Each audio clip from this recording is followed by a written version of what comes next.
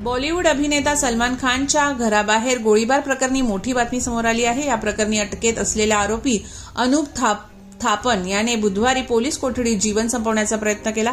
त्याला तातडीने जवळच्या रुग्णालयात दाखल केले, पण त्याला रुग्णालयात डॉक्टरांनी मृत घोषित केले आहे।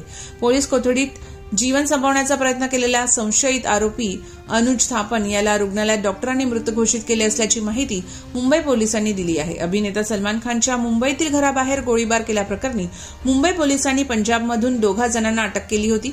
या प्रकरणात कुख्यात गँगस्टर लॉरेन्स बिश्नोई आणि त्याचा भाऊ अनमोल बिश्नोई यांना मुंबई पोलिसांनी वॉन्टेड घोषित केले आहे। अनमोलच्या सांगण्यावरून 2 हल्लेखोरांना पिस्तूल व काडतुसे पुरवणाऱ्या सुभाष चंदर आणि अनुज थापन या दोघांना मुंबई पोलिसांनी पंजाबमध्ये अटक केली होती।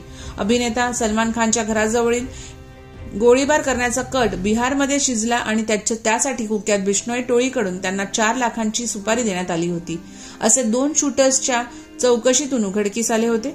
केवळ दहशत निर्माण करण्यासाठी हा गोळीबार करण्यात आला होता। गोळीबारासाठी त्यांना पैसे आणि हत्यार पुरवण्यात आले होते। ते त्यांना कोणी दिले याचा पोलिसांकडून तपास सुरू आहे। दरम्यान गोळीबार करणाऱ्या आरोपीने पोलीस कोठडीत जीवन संपवले आहे।